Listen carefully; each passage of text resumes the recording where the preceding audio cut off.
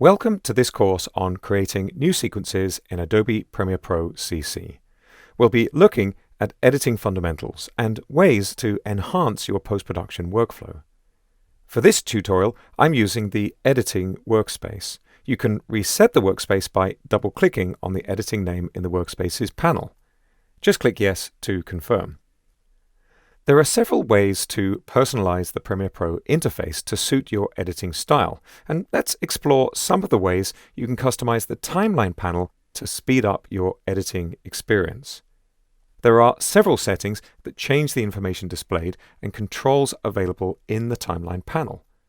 The Timeline Settings menu gives access to video and audio header customization.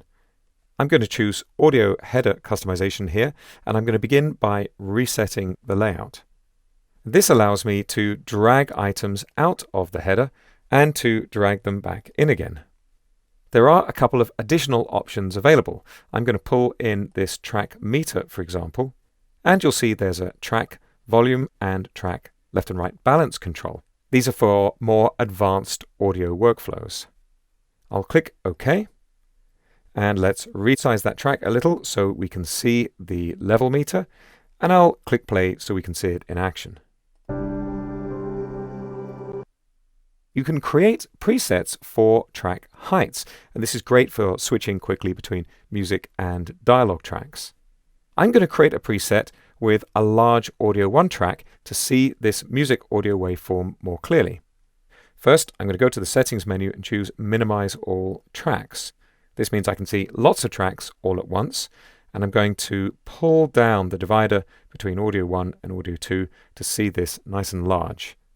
Now I'll go back to the Settings menu and choose Save Preset.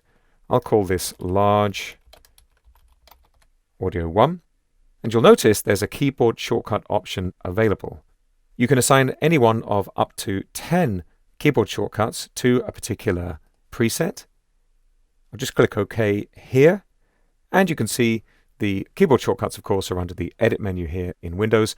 That's the Application menu in macOS. Now I can toggle between Minimize All Tracks and our new Large Audio 1 preset anytime I like.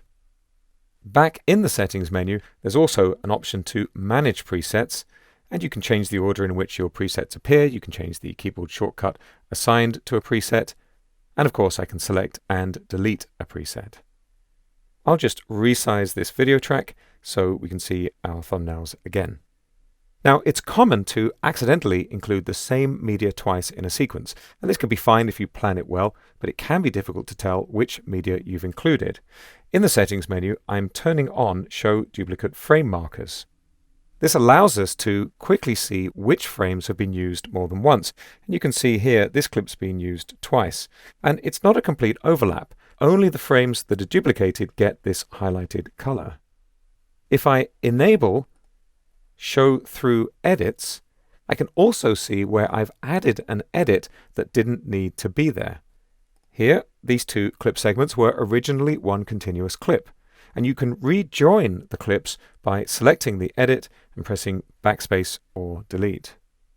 In the Settings menu, you'll find a number of options to show or hide thumbnails, keyframes, effects badges, audio waveforms, and so on. The more you remove, the cleaner the interface is and the easier it is to concentrate on your footage. Just remember, the options are all in the Settings menu. There are also settings in the Timeline Panel menu.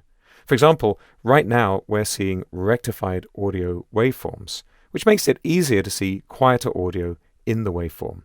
If I deselect that option, we get a more traditional looking waveform.